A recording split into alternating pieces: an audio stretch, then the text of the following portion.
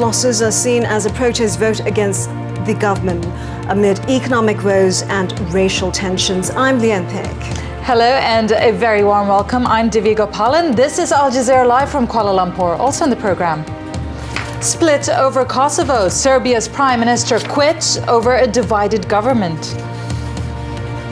And no ban on waterboarding. US President vetoes a bill outlawing the controversial interrogation technique.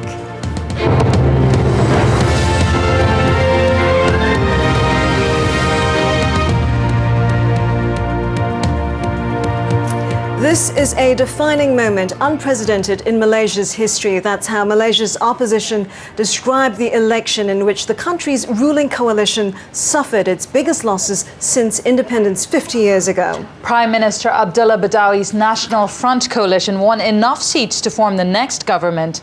But after crucial states fell to other parties, the country now has a powerful opposition. Hamish MacDonald reports.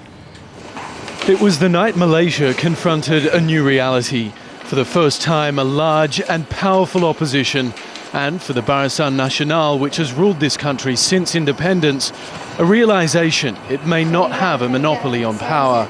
The time for change has arrived. The people of Malaysia have spoken. This is a defining moment, unprecedented in our nation's history. The ruling coalition still has a simple majority, but it no longer controls two-thirds of parliament. Key states across the country fell to opposition parties, surprising just about everyone. At the moment, it is not too set. We'll see what happens when all the announcements have been made. Racial tensions led many ethnic Chinese and Indians to vote for parties promising racial equality. The result, however, is that the coalition government lost many of its minority voices. Effectively, the national vote splintered in some areas along racial lines, but in many circumstances, voters just went for anything but the government. These results come even though the system was seen to favour the incumbent. The slim majority by which the government now holds on to power brings into sharp focus the issue of voting irregularities. This is Jalan Pandan Indah 5 in Chempaka. Number 3 is a house belonging to the parents of opposition DAP candidate Janice Lee. Actually, only my brother is staying in this house, but we found that there are 26 people vote in this address. Right. Is it possible that even 26 people could live here? No, it's impossible. It's only around 800 square feet inside, so not possible. The family only discovered the extra residents when they started getting mail urging them to vote. The neighbours have been getting similar deliveries as well. According to the electoral roll, there's quite a few people living on this street. At number 17, there's 33 people registered to vote. Across the street, there's 23 people. Next door, another 23 people. And at number 15, which appears empty, there's also 23 people registered to vote. In fact, according to the electoral roll, at every house on this street, there's at least 20 people. There's more than 560 people registered to vote here, and all of these brown envelopes come from the Barisan Nasional. The Electoral Commission says any mistakes on the register date back to before 2002. So you'd acknowledge that the electoral roll is flawed? Yes, we have to acknowledge at that material time. At that material time. Well, given that you haven't fixed it, it must still be flawed. No. So, with an unfavourable system and little access to domestic mass media, opposition parties surprised even themselves. The government's pride and power has been damaged. It now has a mess to clean up. Hamish MacDonald, Al Jazeera, Kuala Lumpur. Well, joining us now on the line is Syed Hamid Albar, Malaysia's foreign minister. He's in Kota Tinggi in Malaysia's southern state of Johor. Thank you very much for joining us today. As we've said, that's your party's worst upset in national polls. How are you translating these results? What do you think the people are saying? I think once you accept the democratic process, you have to accept the result. I think the people have spoken. There is a lot of introspect that we have to do. We have to look at ourselves. We have to do it post-mortem. What's wrong, what went wrong, and what have we done. So I think we have to respect the wishes of the people. And this is what the system that we have lived with. And I think, yes, we are very sad, but we have also to be conscious that there must be something that we need to do, if we want to survive. Indeed, sir. Given these unprecedented results for Barisan Nasional, where do you think Prime Minister Abdullah Badawi's future lies from today onwards? I think that one is for him and for the party to decide. I think at the present moment we are just trying to absorb the result, and trying to digest what's happening.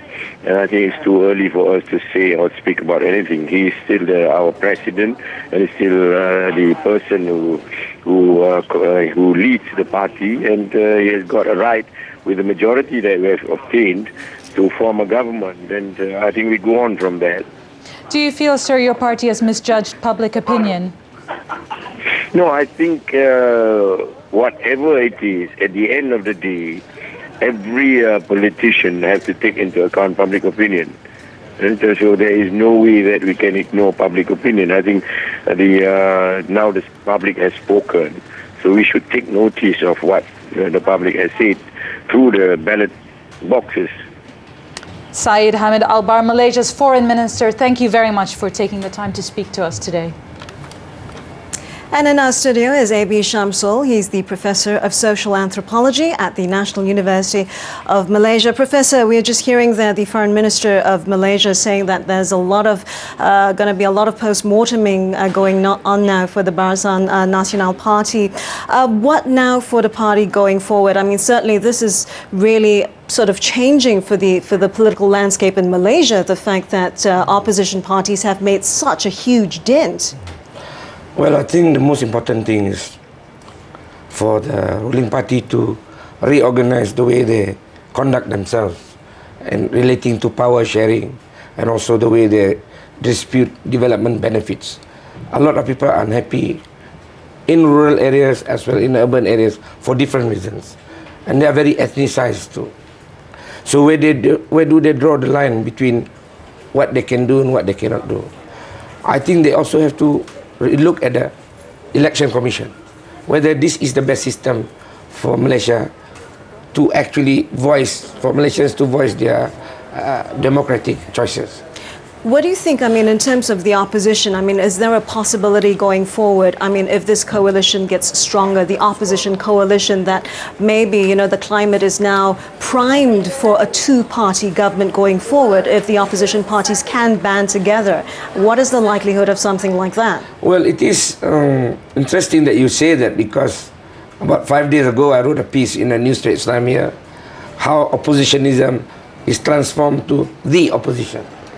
Because we have a lot of oppositionism in the sense that people join Barisan left and join again. But now I can see an alternative opposition is shaping up.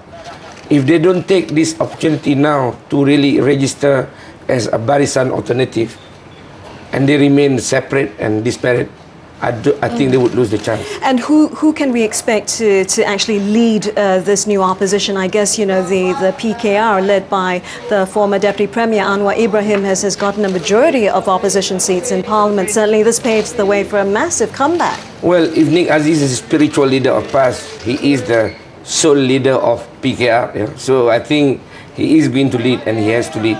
There's no other person who can lead this, not even a PAS leader. All right, Professor Shamsul, we'll have to leave it there. Thank you so much for joining us. Thank you. Also, some other news now. Split over Kosovo. Serbia is in political turmoil.